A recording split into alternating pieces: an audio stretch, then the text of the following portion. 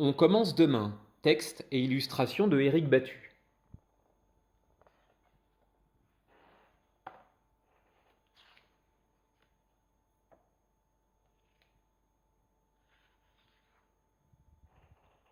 Ce matin, c'est la grande visite médicale annuelle des animaux du zoo. Après avoir tiré son chapeau au gardien, le vétérinaire se dirige vers les premières cages. Il n'a pas besoin de poser beaucoup de questions. Depuis le temps, M. Jack sait lire dans les pensées de ses patients. J'ai le mal du pays, lui explique une fois de plus le boa. Et ma trompe a besoin de respirer la jungle, supplie l'éléphant. Le vétérinaire soupire. Même 10 gélules ne suffiront jamais. Vite, la bonne odeur dorée de la savane, réclament le lion et la girafe. Même toute une boîte de vin caché ne va rien changer, se désole Monsieur Jack. Blanc, blanc, un soleil tout blanc, répète sans cesse le manchot et l'ours blanc. Et Monsieur Jack pense, 30 gouttes de sirop, c'est inutile, même du plus blanc des sirops. L'hippopotame et le crocodile réclament d'urgence de l'eau, de l'espace, du mouvement. 40 massages de kiné ne vont rien régler, se lamente le vétérinaire. L'élan et le loup, quant à eux, rêvent d'une longue nuit d'un bleu profond et d'air très pur. Cela rafraîchirait leurs poumons encombrés par les odeurs de la ville qui borde le zoo. 50 ou 100 piqûres, à quoi bon? Monsieur Jack est malheureux. Toute la nuit, il pense à sa vie, à celle des animaux, à l'avenir. Avoir fait de si longues études pour être si peu utile. Et à l'aube, une grande idée germe enfin sous son petit chapeau. Un seul médicament, la clé des champs. Il réveille les animaux, un par un, en murmurant à chacun « Suis-moi ». Mais là-bas, dans la jungle, il n'y a plus d'arbres, plus une branche.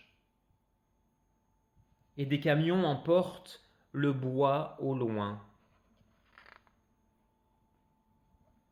La savane, elle s'enflamme. Il fait tellement chaud, le royaume des animaux disparaît en fumée. Adieu glissade, bye bye paysage magique. La banquise fond et à sa place des installations pétrolières sortent de l'eau.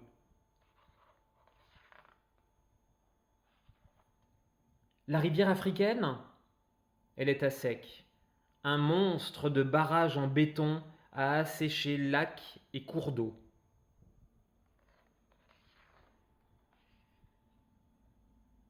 Et dans la sauvage taïga, presque plus de sapins, des villes, des usines et les voitures des humains, comme tout autour du zoo.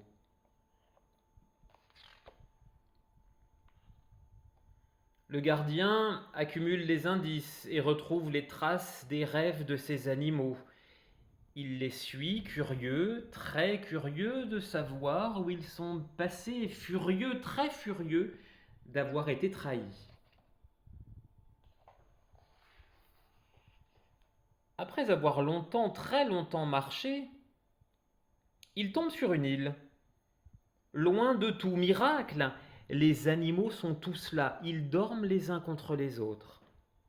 Le vétérinaire les accompagne tout en veillant sur leur paisible sommeil.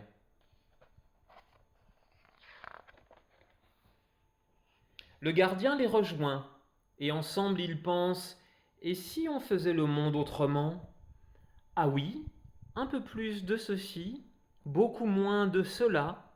Reposons-nous et hop, on commence demain.